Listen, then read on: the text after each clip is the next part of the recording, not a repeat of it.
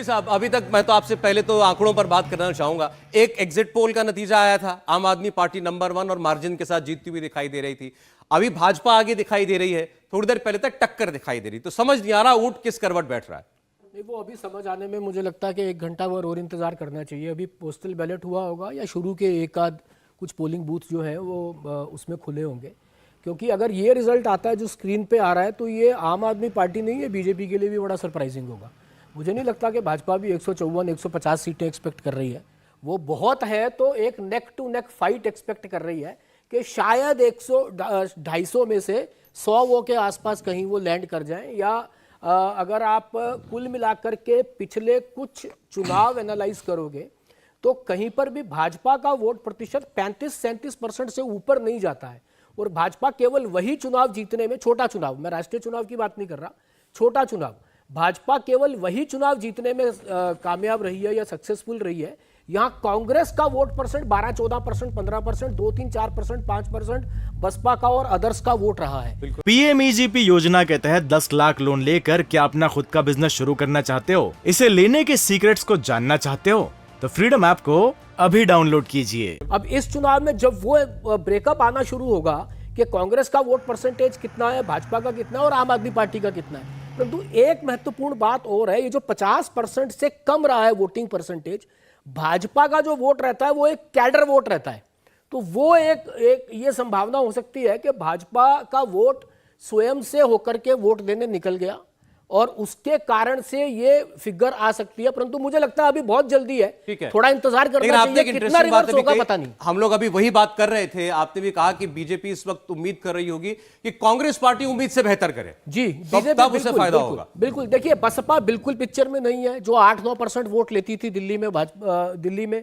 Others भी आप देखिए कि किसी भी सीट पर, किसी भी वार्ड में 4-5 से अधिक कैंडिडेट्स नहीं है चुनाव लड़ने वाले भी। बहुत स्थानों पर तो डायरेक्ट फाइट है बीजेपी और आम आदमी पार्टी की, कांग्रेस भी नगण्य है। और बहुत इतनी सरप्राइजिंग बात है कि 250 वार्डों में से कुछ वार्ड ऐसे हैं जिन पर कांग्रेस को कैंडिडेट ही नहीं मिला है। माने कांग्रेस के पास लड़वाने के लिए कैंडिडेट नहीं है। और 8 साल में कांग्रेस की ऐसी स्थिति हो जाना, 2013 से लेकर के आज तक के उसको वार्ड में लड़वाने के लिए कैंडिडेट नहीं मिल रहा है, ये अपने आप में बहुत सरप्राइज। देखिए, ये बात कम से कम पोल्स की सब सही साबित हुई है कि लड़ाई केवल भाजपा और आम आदमी पार्टी के बीच में है। नतीजे क्या आएंगे वो हम देख लेंगे थोड़ी देर में। रागी जी, मैं आपके पास 2 मिनट में आ रहा हूं, जरा आंकड़े एक बार फिर दर्शकों को दिखा दें।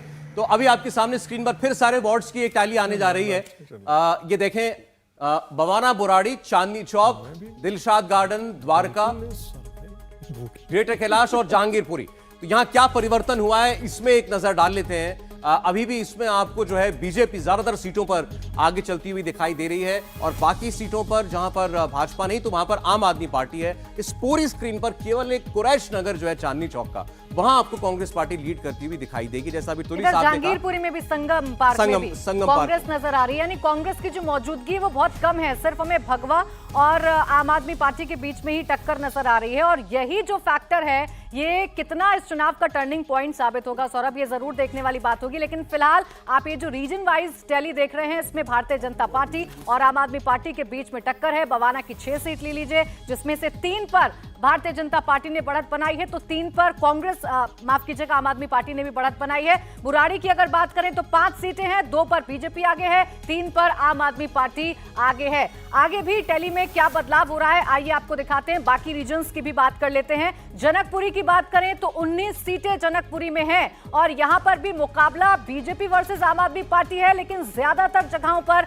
आपको सिर्फ भगवा भगवा नजर आ रहा होगा। यानी जनकपुरी की अगर बात करें तो यहां आम आदमी पार्टी आपको सिर्फ 3 सीटों पर सिमटती हुई नजर आ रही है शुरुआती रुझानों में, और भारतीय जनता पार्टी ज्यादातर सीटों पर लीड बनाए हुए है। हम कालका जी की बात करें तो कालका जी में भी कुछ इसी तरीके की तस्वीर देखने को मिल रही है। हालांकि यहां आम आदमी पार्टी जो है उसने जरूर बढ़त बनाई है बीजेपी के कंपैरिजन में। करोल बाग में 10 सीटें हैं और यहां पर जो डिवाइड हो रहा है ये 10 सीटों में आम आदमी पार्टी और बीजेपी में बराबर बराबर की फाइट नजर आ रही है। लाजपत नगर की बात करें तो यहां पर 5 सीटें हैं। लाजपत नगर में भारतीय भारतीय जनता पार्टी ने लीड ली है 4 सीटों पर और सिर्फ एक पर आम आदमी पार्टी की झाड़ू चलती हुई नजर आ रही है। लक्ष्मीनगर की बात करें 14 सीटें और देखिए लक्ष्मीनगर भारतीय जनता पार्टी के लिए वो रीजन साबित हो सकता है जिसमें वो क्लीन स्वीप कर सकती है अगर यही रुझान नतीजों में परिवर्तित होते हैं तो। 14 वार्ड है यहाँ पर। हाँ बोले जी प्रोफेसर साहब। लक्ष्मीनगर की सीट थोड़ा मुझे लगता है बड़ा इंटरेस्टिंग है, और इंटरेस्टिंग इसलिए है कि इस हिस्से से मनीष सिसोदिया भी आते हैं।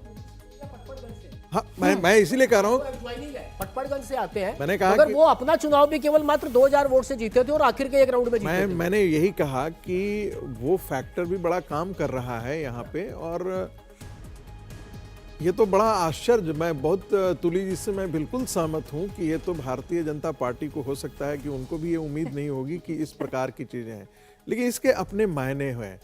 जो भारतीय जनता पार्टी ने पिछले 4 महीने से 5 महीने से जिस प्रकार से एग्रेसिव कैंपेन चलाया सौरभ जी, पीएमईजीपी योजना के तहत 10 लाख लोन लेकर क्या अपना खुद का बिजनेस शुरू करना चाहते हो? इसे लेने के सीक्रेट्स को जानना चाहते हो? तो फ्रीडम ऐप को अभी डाउनलोड कीजिए।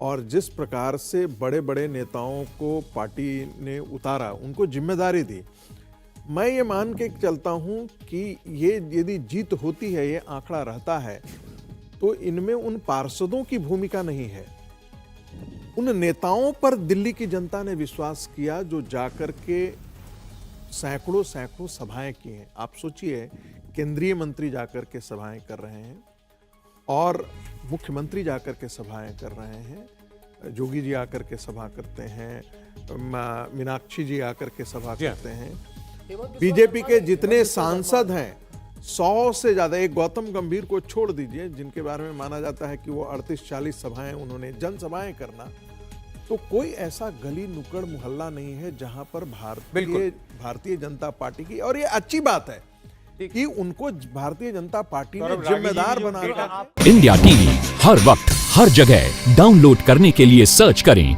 India TV news Google play store या ऐप स्टोर पर।